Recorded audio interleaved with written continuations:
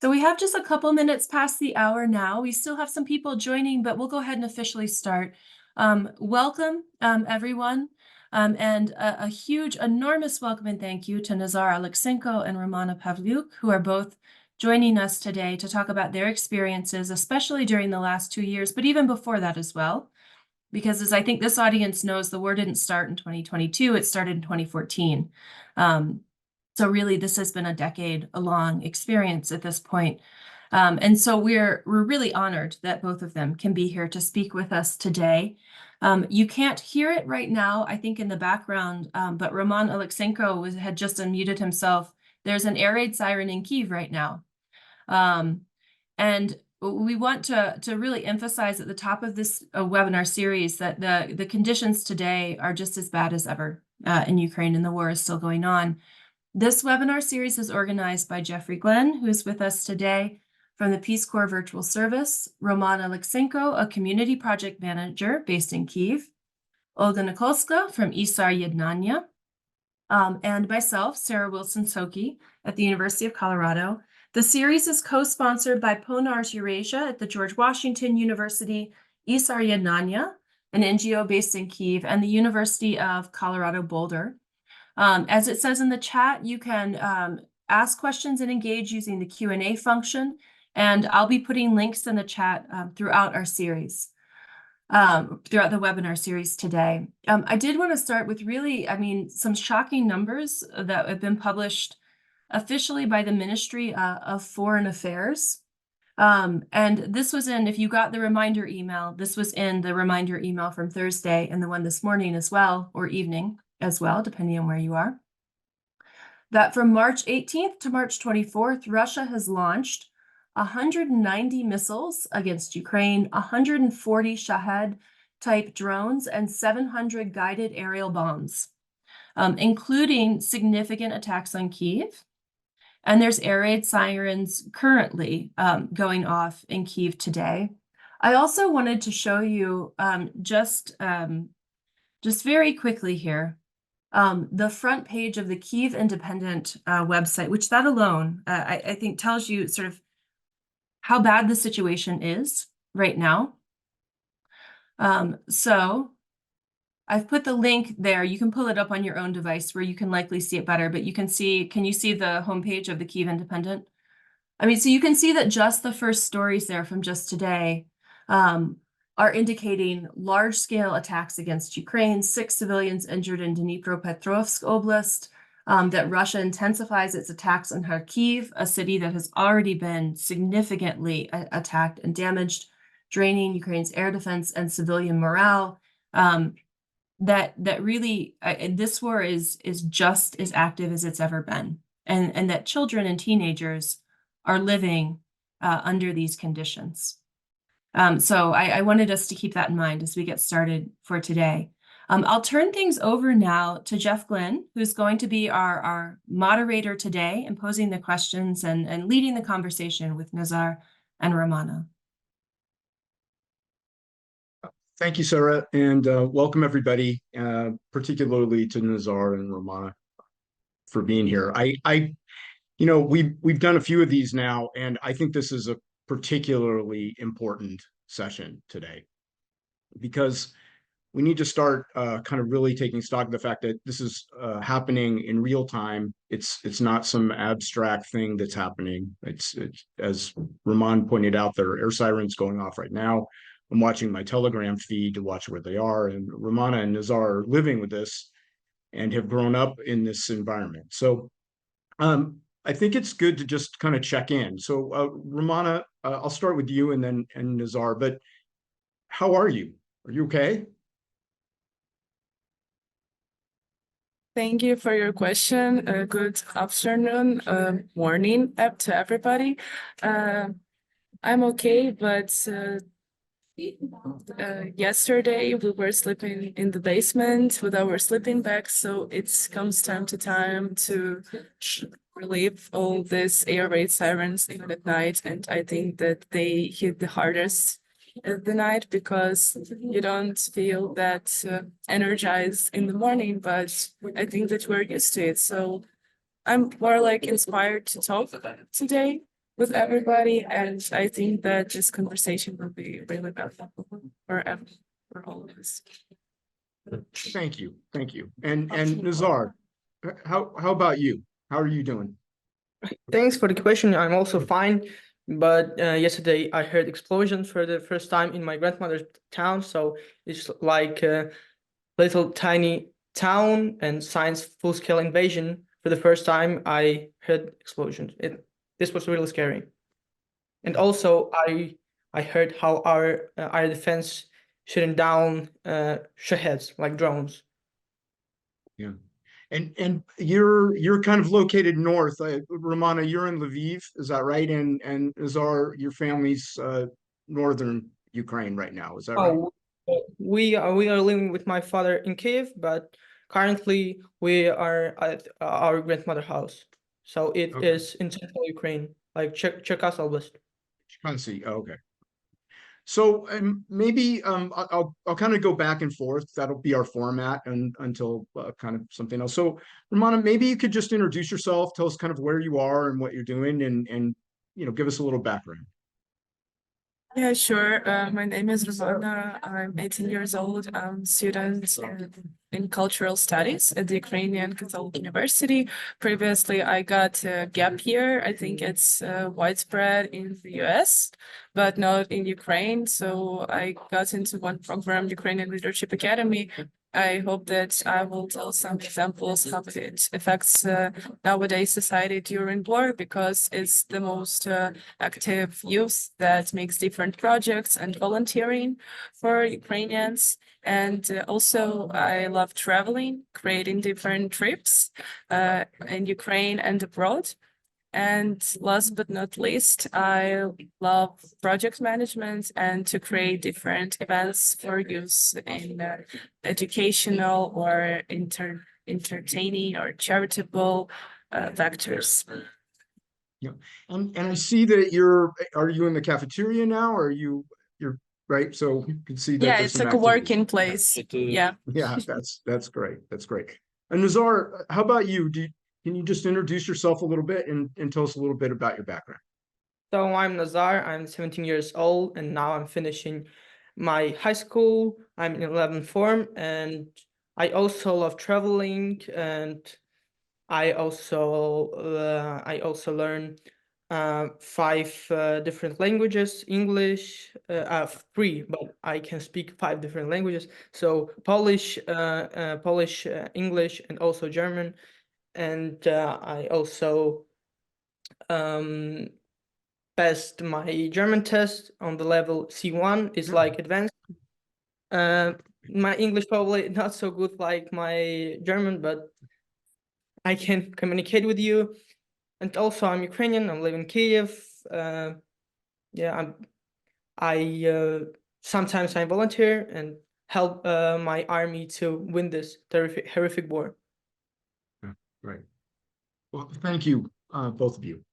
So I'm going to ask kind of some general questions, and then we will come back to being able to describe exactly kind of what's happening and what kinds of things are going on for both of you. But we've been discussing Ukraine and Ukraine's victory in this series. So maybe just to kind of ask you, what and how do you see Ukraine's victory? What does that mean for you personally? Romana? Can I be first? Yeah. Okay, it's a good question, because we're always talking about victory, and it's not only about words but actions, which we will do after winning this war, because many people say that word peace and word victory are different, but I think for most Ukrainians, it's the same word. It's firstly regaining all our territories that were declared by our independence in 1991. Also, it's about paying all the reparations to our country. And positively, I think it's about preventing the next war. So it's about joining NATO and European Union, because I think all people here really want to be a part of this democratic society on a more international level. And Yeah, but I think that we're doing those actions for our victory every day, because it's not only about volunteering, it's also about fundraising, so it can be in different formats. And after victory, we'll be more careful and more free to create our future. Thank you. Thank you. Nazar, the same question. You know, what's victory to you? So victory is really valuable word in Ukraine, in our society, and it seemed like in Ukrainian перемога. So victory is like really we strive victory, and first of all, victory is the occupation of all of our territories. It's returning our kids from Russia. It's joining NATO and also European Union. And first of all, Russia need to pay contributions to contribute in our future life, in our peaceful future life. Right, right. Well, thank you. Thank you. That was very meaningful. So, maybe you could talk a little bit about how the war has changed your life, and I want to preface that a little bit. Most of us know on this phone call that the war started with the annexation of Crimea in 2014 and Donbass and Luhansk. But maybe you could talk about what changed after the full-scale invasion for you. Like what's different in terms of your experience? I think that from 2014, Ukrainians started to be more of a political nation, because we realized the value of our freedom and the uniqueness of our country. And personally, I see it in people's awareness, because many people changed their beliefs and they started to see many opportunities and benefits in Ukraine.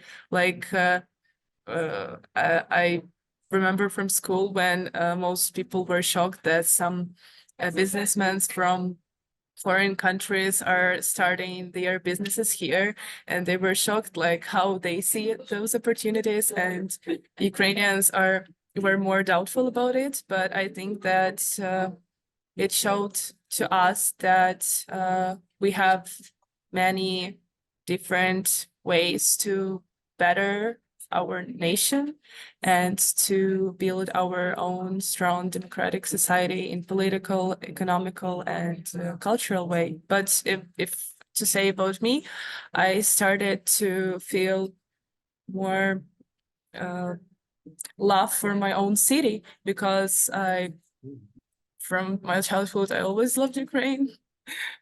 Yeah, and but I realized that there is a big value of my own hometown. It's Rivne. It's also in the western part of Ukraine, and I started to realize its importance when my close friends started to live it, to study abroad, because this place also has many problems and challenges that can be solved only by those people who were living there or are relocated to those cities. So yeah.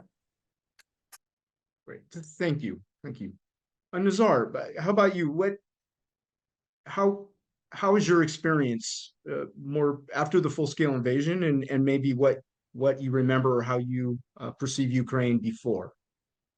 So for me, the war started in 2015 because my grandparents are living in the Donetsk region, and it was really hard to see them.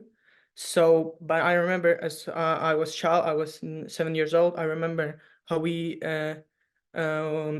were making this camouflage nets for our soldiers. How we were watching news, and they were really horrific. And since 2022, like it became a routine to wake up and during explosions to get used to sleep in bed, probably to go to the nearest shelter. and also to hear different stories from other people who experience a war, like in frontline, and how they was like padding away from their hometown abroad. And yeah, that's really horrific. Yeah, I can imagine. And I'd like to follow up a little later about your grandparents too. So we'll come back to that. So what scares you the most uh today? Like, and maybe you could give us an example of something where you know that you fear or that you've experienced that's you know that's really impacted you.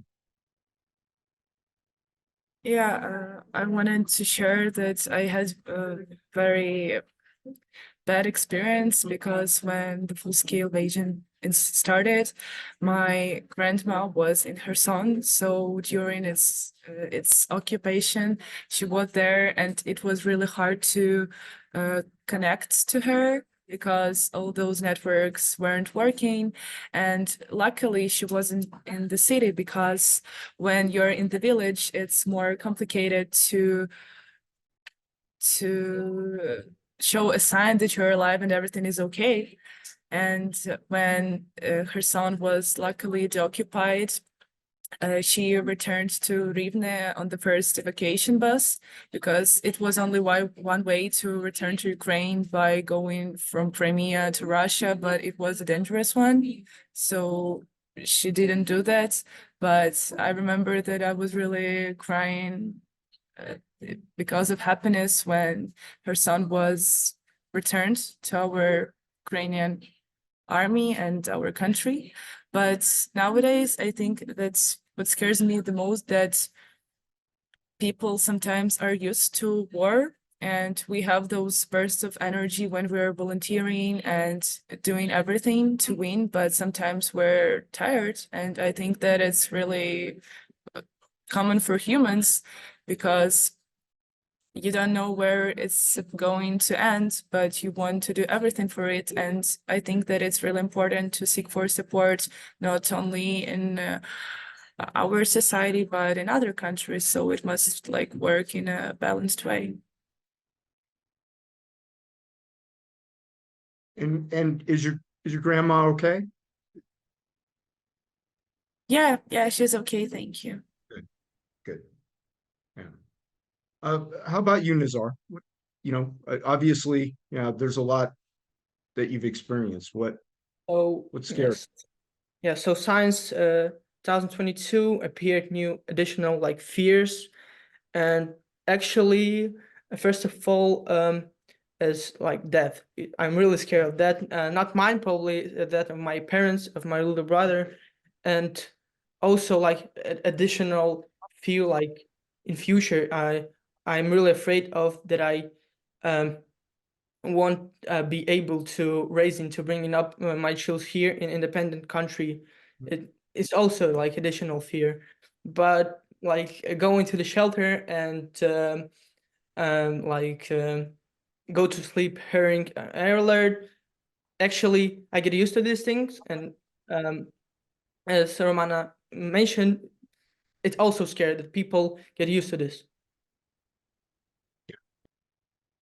Thank you. Thank you for being so candid, so clear and honest. It's really important. So thank you very much. So aside from being scary, what gives you hope? What inspires you?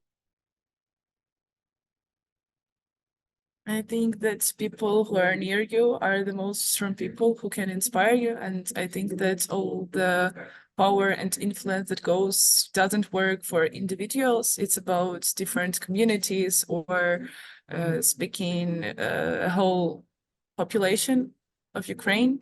So I think that when I have this community, for example, in my university, because we share all the same values and we crave for academic knowledge, and we're all aware of what's happening and doing different actions and projects. So it gives me hope, because you realize that you're not alone with it. And when you're doing it with more and more people, you see the results. Because for this big size of the war, it's really important that everyone has to be engaged to do something for our victory in actions or in some advocacy.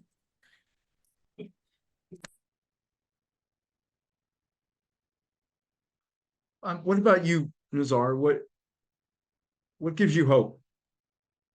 So probably our nation gives me hope. So since 2022, so it's full invasion, I'm observing that our nation can overcome all obstacles. So, and it gives me hope. So I'm sometimes I feel that we will win definitely this war, and yeah, like this is all. Thank you. Thank you. I'm gonna maybe just ask a little bit. Is there somebody that you can think of that you would mention that kind of, I don't know, inspires you?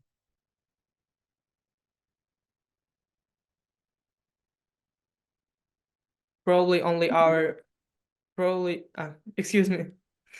Oh, no, go ahead. Probably only our army. Huh. I'm inspired of our own army, how strong they are, and how through difficult times, through difficult circumstances on the front line, they manage with this. Yeah, I totally agree with Nazar, but I had one specific person in my head. It just came to my mind. It's Eugenia. She is a student in Kyiv Mahila Academy. She studies political science, and she is really active because she had her exchange programs in Canada, in University of Toronto. Now she is in Great Britain, in University of Glasgow. But why I'm really proud of her, because she is one of the co-organizers of one of the most important exhibitions for Ukrainian society. It's called Unissued Diplomas. Maybe I could share somewhere a link when I will answer this question. It's Yeah, please. series. Yeah, okay. It's a series of exhibitions all over the world. It's now for a second year going on. It's like in all the continents, and it's students who organize exhibitions about people of those youth who were studying in universities but unfortunately gave up their lives for Ukraine. So it has really strong messages, and the mission of the exhibition to show that our youth is dying, to fundraise some money, and it's translated in many languages. So I think that it's really an inspiring example for me, because people almost my age create those influential things for Ukraine. Thank you. Thank you, both of you. That's very meaningful. Very meaningful. You know, I have to express something. I'm the father of 5 children, and I have some grandchildren, and I'm very moved by everything that you're saying. I just admire your strength and your ability to be so clear. It's very, very touching, and personally very moving. Thank you. You know, all of us have friends, family who are impacted by the war. Do you have classmates or parents or relatives who are actually in the military?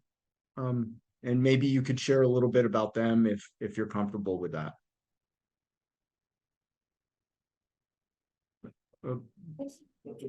Yeah, I have many families that I know where someone is fighting. It's whether someone's dad or brother, and luckily I've seen many different deaths of those people because I think that there was some more waves of attacks, and I felt that there were more deaths in some point of, I think it was in the winter. And for example, I have one mate that had his older brother, but he unfortunately died in this war. in the start of this year, if I'm not mistaken, and it was really hard to realize that it's so difficult to give support to your mate because you can't even sometimes to give suitable words for him, and you don't always know if it's okay to say something or it's better not to. And we made some we opened, because one of our banks had this option to open jars. Yeah, and we were fundraising money for his family through Instagram. And I think that there were many different examples who are fighting, and I'm so proud of them because I've known many people who are volunteering to fight. And there was one girl that graduated from the Ukrainian Leadership Academy. Her name is Anya, and she also studies in Taras Shevchenko's National Ukrainian University. And she just is now on the front line, and she just goes to how to say pass her exams and return to the war. And it's really, I don't know, I think that it's really strong example, and we always go for a coffee when she's in the Lviv because she sometimes also goes there. So yeah, there are many people who are fighting, and it's not only parents but also someone's brothers, sisters too. Yeah. Thank you. Thank you. Nazar, how about you? Do you have family, relatives, friends that Yes, are? yeah, I also have friends, and also my girlfriend father's also like fighting right now, and probably it's really horrific to understand it. So yeah. Thank you. Yeah, and you know, it may be even difficult for us to understand if we don't have somebody that's there and going through this, but we can do our best to be supportive. So yeah, my heart goes out to those of you who know people who are in the war and fighting in the campaign. Do you have we're going to kind of switch a little bit. Do you have people that you know who have left Ukraine as a result, like maybe in the first few months? Or you mentioned, Romana, that there's some people that you know who are studying abroad. But what does that look like, and how are you kind of interacting with those people? Actually, I have many friends that are now studying abroad, and it's really a big variety of countries. But mostly it's in Europe. Some of my friends are now in the US, and they are taking different degrees. And I speak with most of my friends because when you're building those friendships from childhood, it's really hard to just how to say it, finish it. And we're doing it by online, but most of their goals are to gain some new knowledge, because even before full-scale invasion, they plan to study abroad because they've seen that some programs are more innovative for them or suitable. And I really support it. And I know many other people who left for studying and planning to implement this knowledge when they will return back home. But it's like, I wouldn't say that it's hard to get in touch with them, but I think that it's hard for them to be fully to understand what's happening in Ukraine. And sometimes I don't think that we are on the same page, but they also do some events about Ukraine and open up different fundraisings, but they don't hear air raid sirens that often as we. So yeah, I think that we have some, I don't know, gaps. Thank you. Thank you. Nazar, what about you? Do you have people that have traveled abroad that you're in contact with? So probably first of all, I will speak about my experience. So after the beginning of war, I also moved with my family. Firstly, we were in Poland, and then we moved for like 4 months in United States. We were visiting our aunt and aunt and uncle, like, and but it was really hard to be there, hard to be not home, and we decided to move back to Ukraine because like news were good. So also our soldiers liberated Kyiv Oblast, and so we moved back. But actually, I know a lot of people that are my friends, so they are living now in, mostly of them living in European Union countries, and but actually friends who are who live in Ukraine, who still live in Ukraine, also want to move to European Union and also to another country, because it's really hard to live in Ukraine now, and for men, because when since I once I turn 18, I won't be able to leave Ukraine, and I want to see the European world. I want to study in Europe and also in America, can be because I want to become this knowledge and lately contribute them to rebuild my country and to spend them on the good things in my country also. Thank you.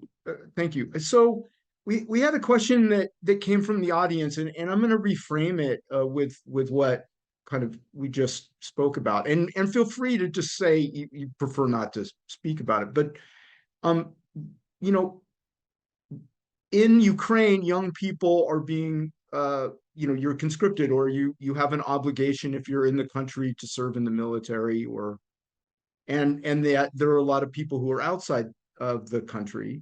So how do you feel about maybe your upcoming service, or at least the potential for you to have to serve, Nazar and Romana, because we know that women are serving in the military, as you pointed out. And also, do you think that how do you feel about people who maybe aren't serving, or people who have left the country, and whether or not they should return to serve? And feel free to, like I said, you can make that question your own. So I feel okay with that. I'm ready to go to fight and to kill the Russians because they destroy my home. They destroy like my homeland. So, and I feel okay about that. So I'm ready to be in army right now.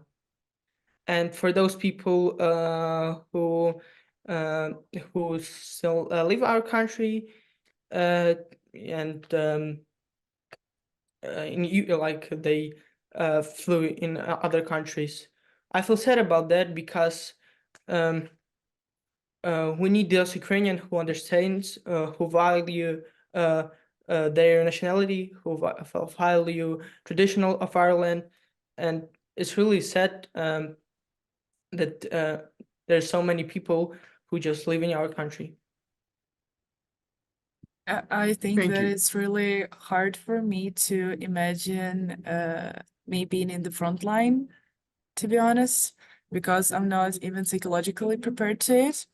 But I think that all the military basic education should be for all our civic society, even starting from first aid courses. They are really widespread now because you don't know when you should be prepared for it. So I'm really for this. And speaking of people who are now abroad but should be there and serve for our country, I think it's really a complicated question, because if people are doing some influence abroad and it's really gives some results, I think that it's okay for them to be. But I know that every one of us hope that more and more people are returning because it's a matter of surviving for our country, and it's our obligation to fight for it and to understand that freedom nowadays unfortunately has its price. And I think that it's about to know for yourself where you are the best and the most effective during this war. Thank you, both of you, for your answers. That is really very, very, very powerful. So I'm going to encourage our audience to start posting in the Q&A. I know we have a couple questions there. I want to continue with kind of our couple of our planned questions because I think they're really valuable, and then we'll pick up on the Q&A. Okay. So please post in the Q&A if you have something, even if it's a comment you would like us to share with our hosts or our panelists. So have you done any volunteering? And this is coming back to what Romana said, volunteering or things that are active in your community, either now or prior, you know, and maybe you could speak about an example or an experience that you think the audience would be able to appreciate.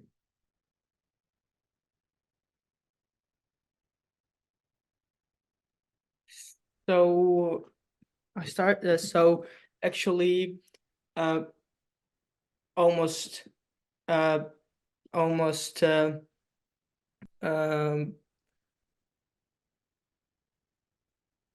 like almost each one Ukrainian donate for our army is like probably first volunteering, and also like my father, he also helping our army. So he delivered trucks from UK to Ukraine, and then lately our soldiers can like use them on the front line, so they can use them to take down missiles or drones. And also I know a lot of people, like also children, who their savings spent on our army. And it's really such intentions and courage to also volunteering, and also like inspire me to also to donate, probably um, mm, volunteer, like help our soldiers with clothes and warm clothes and with other stuff. Hey, Nazar, why didn't you tell them about your volunteerism experience in like 4 years ago during the COVID times, where you were chasing the bad drivers all around Kyiv? You were like a celebrity at the time. So, but then I was like a rebel. So, and I don't know if this was really volunteering. So yeah, I have such experience. I was catching bad drivers, but yeah, it was also volunteering because people trust in us. They donate money, and we for this money we bought different stuff to make our like process more more effective. And yeah, also we encourage local government to make streets more safer. Yeah, it's also like volunteering can be. Yeah, what So really happened was like when Nazar and his friends were trying to block the drivers from using the sidewalks to go around the construction sites. And they were like taking videos, and they were standing in front of the vehicles, and they were like trying to argue with the drivers. And then like in 2 or 3 days, that caught like the attention of local media and national media, and they like every single media outlet was telling the world about Ukrainian teenagers who are brave enough to or stupid enough to go against the drivers who are violating the traffic rules. But in the end, I mean, the street that they were patrolling ended up becoming more safe for pedestrians. And so I would encourage our audience to take a look at those links. They are inspiring. And as Roman is obviously a proud papa, but as parents, we worry about the activities of our kids, even if they're we believe they're socially relevant. So thank you, Romana and Nazar. Romana, Jeff, I want to make maybe sure you you could. see there's Oh. Q&A questions. There's a list of them piling up Okay, when you're ready. I'll get to those. Yeah. So Yeah, I so just I don't can- want to end. Yeah. So yeah, I want to answer this question. I think that before full-scale invasion, I was more engaged in some youth volunteering, where I was creating different projects for teenagers in my hometown.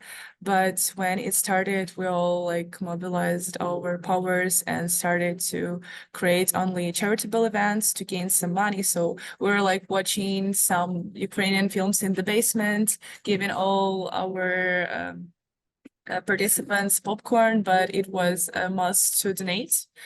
Yeah.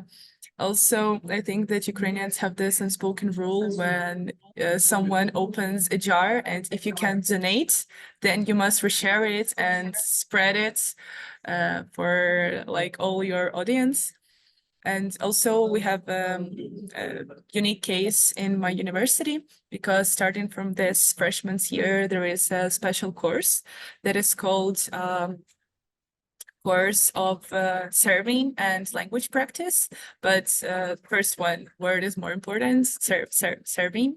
And now each of freshman students is engaged in some volunteering, and it's really, we have all different spots and some mentors, sophomores, that are coordinating us. So some of us are netting, other making some food kits, other go even to volunteer with some kids to create power banks, to make military candles. So we have like many volunteering activities, and they are like a must. It was during our first semester, and now in the second semester, we all have finished our little project management course, and we are now making our little projects that are also based on volunteering. And I hope that for the next year, I would be the coordinator of some volunteering spot, and to show the next freshmen that it's a must to volunteer nowadays. So I think it's a really good case, and it gives so much impact, because also we have a students organization that is called Vidlunya in Ukrainian, and it's also goes for volunteering, but like the freshmen are empowering all the volunteering activity in Lviv, and I think that it's a good example for other universities to take from. So yeah, I think that most of us are volunteering or donating, but donating is like a habit, like you grab some coffee and donate to our army. Very nice. Thank you both. It's inspiring to know that you're both taking a stand, even if it's just in terms of making your community better. So yeah, that's very nice. So we have some Q&A. I'm going to switch to that we have some comments, and instead of reading the comments, which I think we should end with because they're very nice and complimentary, I'm going to start with a couple of the questions. So Allison Lang asks, so what do you both do for fun? So, you know. So just actually, I'm roaming the streets with my friends. I'm hanging out with my friends. I like arrange different parties. We are still listening to music, swimming like in summer, playing football, make different jokes in our lessons in school. And actually, when we are in school and we hear this alert and like and we write like a test. So we are happy that we can now go to the shelter. We can skip the test. So also probably we can do this also for fun. So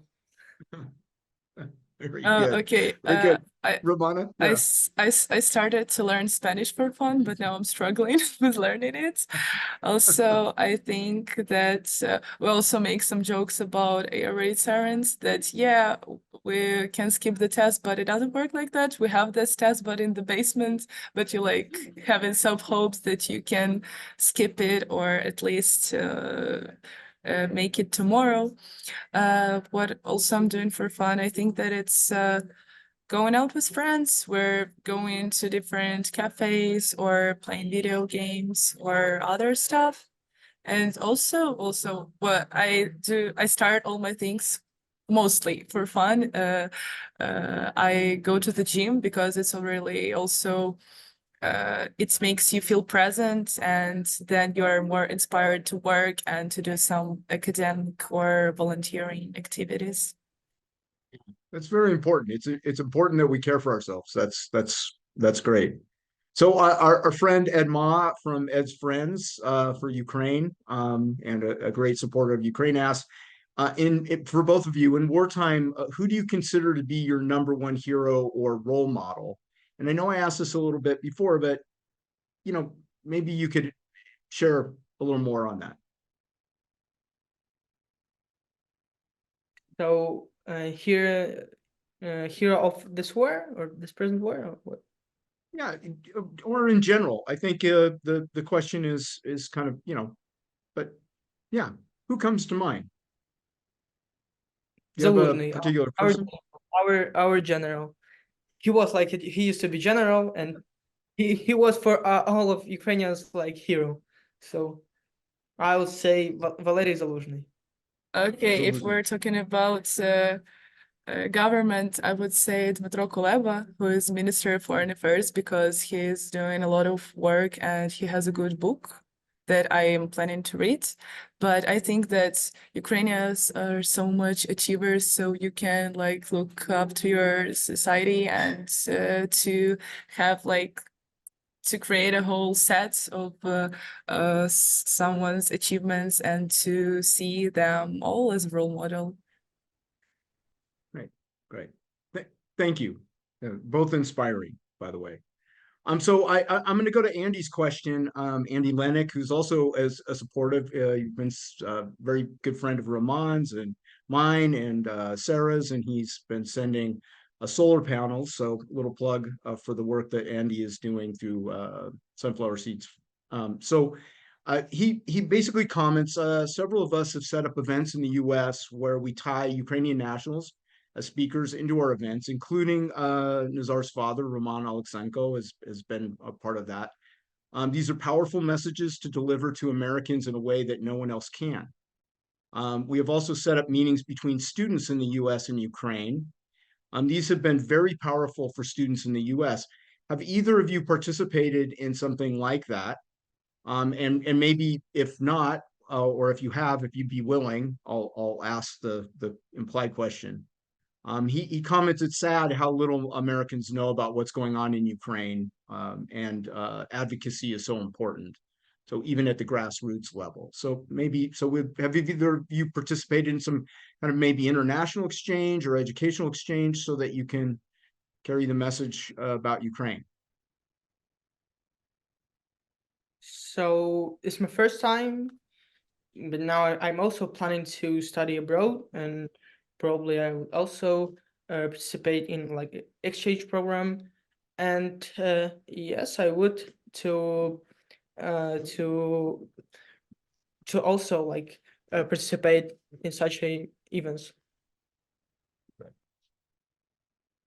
Actually, I have a really good example for it. In previous year, when I was studying in the Ukrainian Leadership Academy, we had one expedition that lasted for 10 days, and it was really fast going on events. And we were in many countries, and we were in Warsaw, in Germany, in Brussels, in France, in Austria, and in Romania. And we had a great opportunity. I was studying along with 54 students, 54 students. And me and my roommates were managers of the expedition. She was creating some logistics for it. So we were all those who were doing it. But what about advocating? We had a mission for this expedition, not only to visit some key European institutions, like we were in the European Commission, in Council of Europe, even in NATO headquarters. But what we were doing there is we had one advocacy campaign that was called Crime Without Punishment. And it was 50-kilogram book with 6,000 pages, and it was about child abduction. So we had some small copies of this book, and we gave it to citizens of those cities or gave it to important people in those institutions and spread the word about it and try to fundraise some money if they want to, or just to be aware that this child abduction is happening right now and those concentration camps aren't fake, and it's like one of the most biggest crimes because it's about how to say, killing, I would say, our generation, because kids are the most innocent in this world. And when you're telling those people and you're so used to repeat it, you don't even cry. But some of them were so shocked. And if it was this reaction like in Europe, I'm more interested in how it could work in other countries. So yeah, I had this experience, but I'm planning to have some exchange semester and also to create some events and speak with foreigners, because I think it's really important to be aware of what's happening. Thank you both for those answers, and Romana, I thank you for kind of focusing in on that issue, because it is horrific, and it's something that with the attention that the Western media gives to Ukraine, there's not, I think, enough attention about that particular aspect of it. You know, trying to kind of wipe out generations, either through re-education. So, sorry, Jeff, yeah. We might want to mention that we actually had one of the sessions dedicated to this topic, and if you did not visit it at that time, you can find the recording at the website that Sarah is sharing. Thank you. Thank you, Olga, and thank you for the reminder.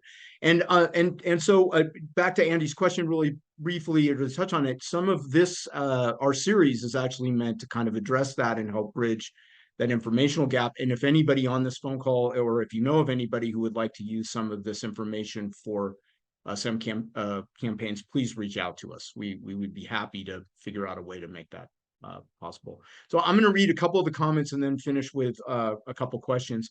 So Tamara says, it's great to see and hear Nazar, who I had the pleasure of first meeting in 2019 with his father, Roman, in Kyiv at the Plus fundraiser at iZone at Nazareth University in Rochester, New York. I have some great pictures of Nazar from that time. Thank you, Roman, for raising such a wonderful son. What a nice compliment. Laura says, hi, Nazar and Romana. Thank you for presenting today. Oh, it just disappeared on me. Nazar, I was a Peace Corps volunteer in Ukraine and had the pleasure of working with your dad. He's a great man, and I'm not surprised he's raising such a great son and with so much love and motivation to protect Ukraine. You both mentioned how it can be exhausting to try and stay motivated and hopeful. Is there anything that you can think of that the everyday American can do to help you stay motivated and helpful or hopeful? Donate to our air defense. So then I could sleep like very good without any iron missiles. Yes. Yeah, agree. And support creating different events that are talking about Ukraine. Yeah. Tomorrow wanted to add that a student in Ukraine attended is hosting an exhibition at RIT, quote unquote, unissued diplomas. By the way, I've read about that. It's a very moving, powerful And it commemorates 40 young students who lost their lives defending Ukraine, so who never received their diploma. And so I would encourage all of you to visit that link and or visit the exhibition if you are so inclined. Or even if you can just to make this exhibition where you are now. Yeah. yeah, that's a very good point. Thank you. Allison, both of you were truly wonderful. You've been unfairly given years of war during the most formative years of your life, and it's not okay. But you clearly have risen to the occasion. Thank you for sharing today and for your continued bravery. And I echo that sentiment. Allison, Lang, both of you for doing all the support for your country. Slava Ukraini. Heroям слава. Yeah, Slava. Carol Dobson, I feel blessed to have met both of you. Thank you for sharing today. And I'm going to end. There's a little bit. So Jesse asked a question about your take on Zaluzhny and Zelensky and kind of the change. As I understand it, Zaluzhny is now ambassador to Ukraine, to UK, if I'm not mistaken. I think that's, or at least something of that kind. Yeah. Either of you, how did that make you feel, or what's your kind of your perception? So firstly, I feel sad about this, and I continue to be sad about that. But I still hope that our new general will cope with responsibilities and also will win this war. I'm not that skeptical when there are some changes in our government, but I think that's important to show that there are different people who can operate those important processes. But it's also hard and unusual to see that now it's not him. But I think he will do his good job for serving our country of that position. And I think that it's okay, but it's really hard for our society to realize that there are some changes in our governmental system, and sometimes you are scared that something can go wrong. And I think I also share this fear. Right. So I saved kind of the two last questions that we had discussed earlier when we met this week, because I think that they're a good place to end our session on. But I would encourage anybody who has questions to continue. What do you dream about? What's your dream for yourself and for those around you that you love and you care about? Firstly, I dream about a win, it's like obviously.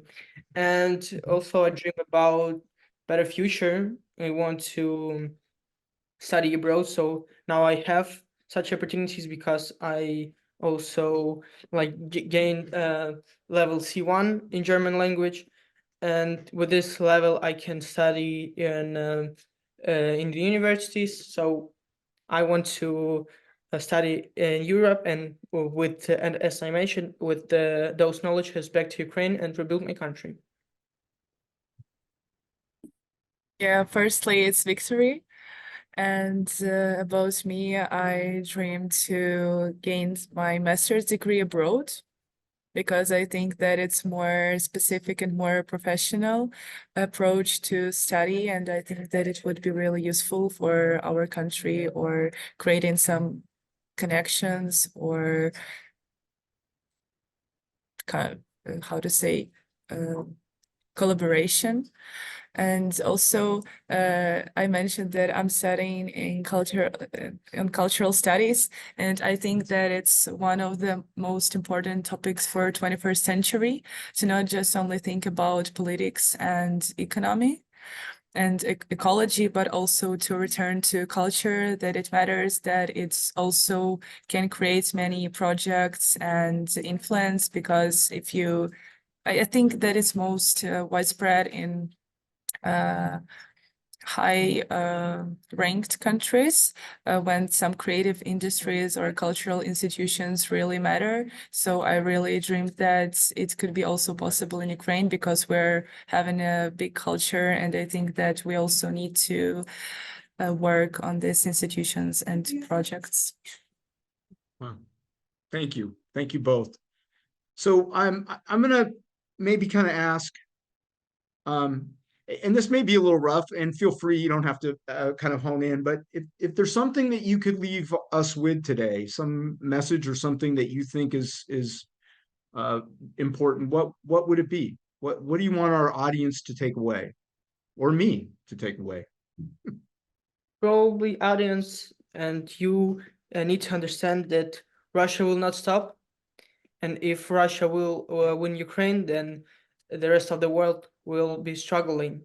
So, and probably now your goal to defend us, to give us enough support that we could win this enemy and provide safety for all of Europeans countries and for USA citizens. Yeah, I agree with Nazar, and I want to add that to stay patriots, because Ukrainians and Americans, I think, share this characteristic, and also to be more aware and active of what's going on, because even on TikTok recently, I've seen that some other countries are creating videos like it's some slides, and they are being grateful to Ukraine that we're a shield of Europe. So I think that it's only a matter of time on which side it can go, better or worse. So yeah, it's really vital to support and to realize that it's more crucial and influential on other countries. Wow. I couldn't agree more. So it's been a go ahead, Ramon, please. No, just as you ended, there's another air raid alert siren just came off. So Yeah. this has been like nonstop. Yeah. And I would ask the audience to give attention to what's happening. I mean, in Ukraine throughout the last 700 and however many days we are at, but also to what's happening more immediately. There's a concerted effort to just it's terrorist. It's not war. It's terrorism, and it comes in all shapes and forms. So I'm sorry to soapbox, but I just want to tell you how much of an honor it's been to be able to moderate today. It's just I can't tell you how important I think your opinions are and how moving they are to me specifically. And I'm sorry if I'm getting teary. I'm an old man. You'll just have to forgive me my sentiments. So I also want you to know personally and as a group, we want to support you in any way that we can. And please do not hesitate to ask us specifically and personally for support for your family and your friends and for your organizations. And my last thing is a call to action for our audience. I know you're here and you're showing up and committed, and that says a lot to all of us who host this. But we can always do a little bit more. So just do a little bit more. It doesn't have to be a lot more, just a little bit, and collectively that means a lot. It amplifies. So more people attending, more people getting this message. If you can utilize what we're talking about here today for any kind of campaign, any kind of fundraiser, any kind of education, we encourage that, and we'll do our due diligence to make that a reality. And then lastly, you know, most of us live in a free society in Ukraine as well, as much as it's under attack. And we need to not take that for granted. It means we can have an opinion, we can ask people, we can put pressure on our political parties, we can donate, we can be active. And that's something that we need to not lose sight of. And this is an opportunity. So even if you're not active about Ukraine, be active and don't take your own democracy and your own freedom and sovereignty for granted. It's honorific. So And also, does anybody please have I remember that I have one book recommendation. It's really, I think, important for Ukrainians and Americans. I think that most of you heard it. It's from Timothy Snyder, 20 Lessons for 20th Century. It's really a fast book, but sometimes when you reread it, you just more and more realize the value of freedom of what you were talking about. Yeah, thank you. That's a great referral. That's a great referral, an inspiring and a advocate. I would encourage all of you to listen to Snyder about Ukraine. He's an advocate for what's happening here and understanding what's happening here. So we have some last just comments and thank yous. I'd like to kind of end with that, if that's all right. This has been an informative and most all-inspiring session. Thank you so much. Thank you, Nazar and Romana, sending you much love. Slava Ukraini. See you soon, Roman. From Mila. The earlier one was from Judy. Leah says, thank you both for sharing your perspectives and speaking so bravely. I'm consistently impressed by the youth of Ukraine. I concur and echo that. And John says, thank you for your discussion. I wish safety to all Ukrainians. So I think that that's all the Q&A we have. Any closing remarks from our guests, if you'd like to end with something, or from our hosts? I'm really No? thankful for this Oh. opportunity. Yeah, I think it's also important to thank to all the people who are now here with us on live or will watch it. So yeah, thank you for being with us, and I just wish everyone all the best. So Thank you. I'm also very thankful for this opportunity, and I really appreciate your work and your help, your support for our country. Thank you. Thank you, Nazar. My thanks to the audience. Sarah, why don't you close for us today? And again, my appreciation for allowing you, giving me your attention and giving our guests your ear. So thank you so much today. Thanks. Дуже дякую to Nazar and Romana, and to all of our attendees. This is the official end of our webinar. Thank you so much for being here.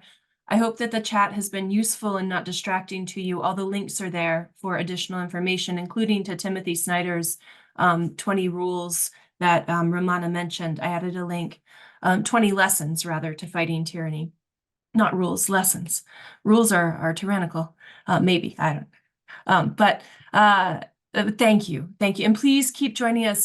To those of you who have been joining us since the fall, we see you, we see your names, we realize you're here, and we're so grateful for it. And to our new attendees, thank you. And please do come back. Next week, it is a really vital time to keep attention on Ukraine. There are many crises in the world. This is a very important one as well, and we're grateful to have your attention and your support. So thank you to everyone, and we hope to see you next Friday. Goodbye.